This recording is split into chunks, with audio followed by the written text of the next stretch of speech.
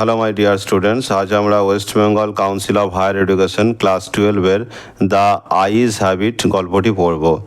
গল্পটি লিখেছেন Ruskin bond. শুরু করার আগে প্রথমে তার সম্পর্কে আমরা জেনে নেব। রাস্কিন বন্ড 1934, তিনি টিল নাও এখন বেঁচে আছেন। 1934 সালে তার জন্ম। Ruskin bond is a widely red writer.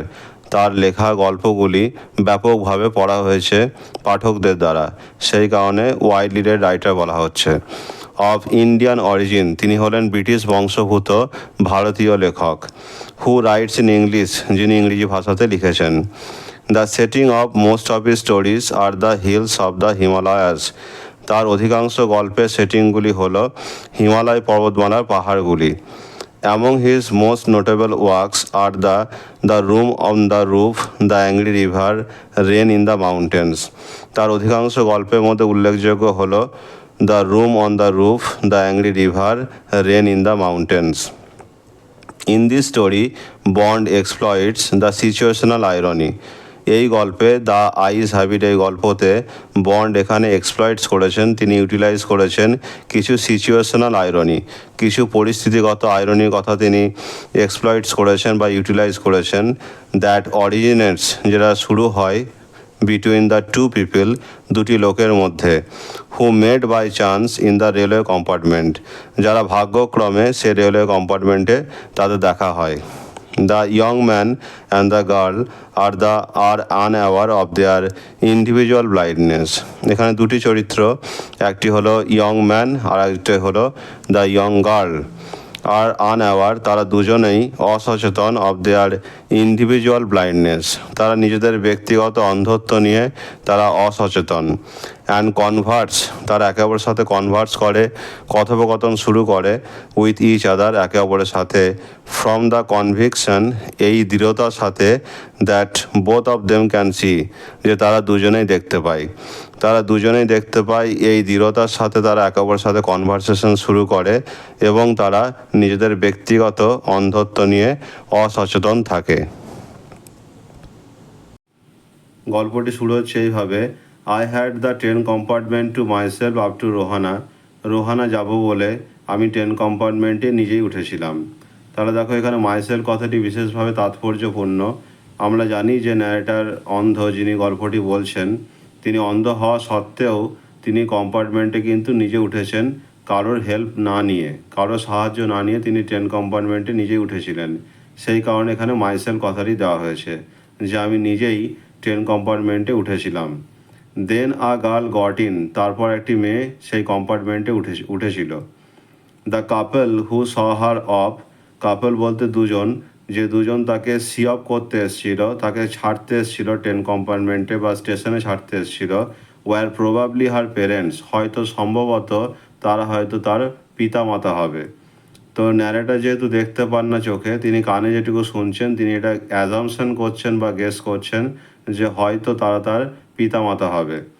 They seemed very anxious about her comforts, তারা মেয়েটির কমফোর্ট জোন নিয়ে, মেয়েটি কী ঠিক করে যেতে পারবে কি না, ঠিক করে বসতে পারলো কি না, এরকম তার কমফোর্ট জোন নিয়ে তারা বিশেষভাবে চিন্তিত।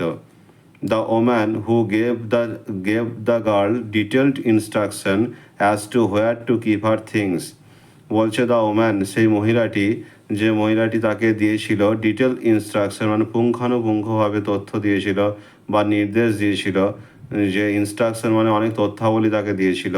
As to where to keep her things, যে তার জিনিসপত্র সে কোথায় রাখবে। When not to lean out of the windows, কখন সে জানলা থেকে ঝুঁকবে না। আর how to avoid speaking to the strangers, কী করে সে অপরিচিত ব্যক্তিদের কাছে কথা বলা এড়িয়ে চলবে। Next, they call their goodbyes and the train pull out of the station. They বলতে মেয়েটি বাবা মার কথা বলা হচ্ছে। তো মেয়েটি বাবা মা মেয়েটিকে বিদায় জানালো এবং তারপর ট্রেনটা স্টেশন থেকে বেরিয়ে গেল।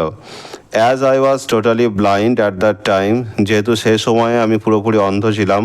মাই eyes sensitive only to light and darkness, আমার চোখগুলি সংবেদনশীল ছিল শুধুমাত্র আলো আর অন্ধকারের প্রতি। I was unable to tell, আমি অক্ষম ছিলাম এটা বলতে, what the girl looked like, মেয়েটি দেখতে কেমন ছিল। বাট আই নিউ, কিন্তু আমি জানতাম সি ওর স্লিপার্স, কিন্তু আমি এটুকু বুঝতে পেরেছিলাম মেয়েটি চটি পড়েছিল। From the way they slapped against her heels, যেভাবে চটিগুলো মেয়েটির পায়ে বা গোড়ালিতে সপাত সপাত করে লাগছিল, সেই আওয়াজ শুনে আমি বুঝতে পারলাম মেয়েটি চটি পড়েছিল।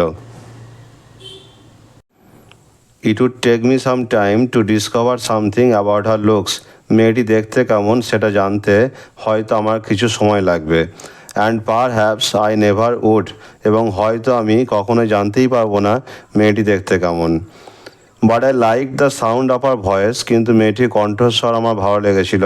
And even the sound of her slippers, এমনকি মেয়েটির চটির শব্দটাও ভালো লেগেছিল। Are you going all the way to Dehra, I আক্সড, আমি মেয়েটিকে প্রশ্ন করলাম, আপনি কি দেহারা পর্যন্ত যাচ্ছেন? I must have been sitting in a dark corner because my voice startled her. তো ন্যারেটার ভাবছে যে আমি যে ডার্ক কর্নার, হয়তো আমি অন্ধকার কোণে বসে আছি, সেই কারণে আমার কণ্ঠস্বর হয়তো মেয়েটিকে চমকে দিয়েছিল। C gave a little exclamation, মেয়েটি একটু বিস্মিত হয়েছিল। অ্যান্ড সেড, মেয়েটি বলল, I didn't know any one else was hair, আমি জানতাম না যে এখানে কেউ বসে আছে। Well, it often happens that people with good eyesight fail to see what is right in front of them. Well বলতে ভালো কথা, ইট অফেন হ্যাপেন্স, এটা প্রায়শই ঘটে, that people with good eyesight, মানে যে সমস্ত লোকেদের দৃষ্টিশক্তি ভালো, তারা ফেল টু সি, তারা দেখতে ব্যর্থ হয়, what is right in front of them, তাদের সামনে কোনো বস্তু পড়ে থাকলে তারা সেটিকে দেখতে ব্যর্থ হয় ভালো দৃষ্টিশক্তি থাকা সত্ত্বেও। They have too much to take in, তোমরা যদি এই সেন্টেন্সটাকে কমপ্লেক্স করো তাহলে হবে they have so much things that they cannot take in, তাদের সামনে এত জিনিসপত্র পড়ে থাকে যে তারা সেটাকে অ্যাকসেপ্ট করতে পারে না। টেক ইন কথাটা মানে হচ্ছে গ্রহণ করা। আই সাপোজ, আমি মনে করি, তাহলে ন্যারেটার এখানে তার নিজের মত পোষণ করেছেন। তিনি বলছেন যে আমি মনে করি বা আমার মনে হয় যে যারা দেখতে ভালো পায় বা যাদের দৃষ্টিশক্তি প্রখর, তাদের সামনে এত জিনিসপত্র পড়ে থাকে, তারা হয়তো সঠিক জিনিসটি বা আসল জিনিসটি গ্রহণ করতে ব্যর্থ হয়। হোয়ারাস, যে ক্ষেত্রে people who can not see, যে ক্ষেত্রে লোকেরা যারা দেখতে পায় না, অর সি ভেরি লিটিল, অথবা হয়তো খুব সামান্য দেখে, have to take in only the essential, তাদেরকে গ্রহণ করতে হয় শুধুমাত্র অত্যাবশ্যক জিনিসগুলো। এখানে এসেন্সিয়ালস কথা মানে হচ্ছে এসেন্সিয়াল থিংস, তাদের সেই এসেন্সিয়াল থিংসগুলোকে গ্রহণ করতে হয়। তাদের এই এসেন্সিয়াল থিংস গ্রহণ করার অভ্যাসটাই whatever register most tellingly on their remaining senses, তাদের এই অত্যাবশ্যক জিনিসগুলো গ্রহণ করার অভ্যাসটাই বাকি তাদের ইন্দ্রিয়গুলোকে উদ্দীপ্ত করে, হয়তো তারা চোখে দেখতে পায় না, কিন্তু বাকি ইন্দ্রিয়গুলো তাদের অ্যাক্টিভ আছে, তাই তাদের ওই অন্ধত্ব, সেই যে ডিফিকাল্টিস তাদের আছে, সেই অন্ধত্ব তাদের বাকি ইন্দ্রিয়গুলিকে ভীষণভাবে উদ্দীপ্ত করে। পার্ট 1 ভিডিওতে বেঙ্গলি ন্যারেশন এতটাই দেওয়া হলো, পার্ট 2 ভিডিওতে তারপর থেকে শুরু হবে।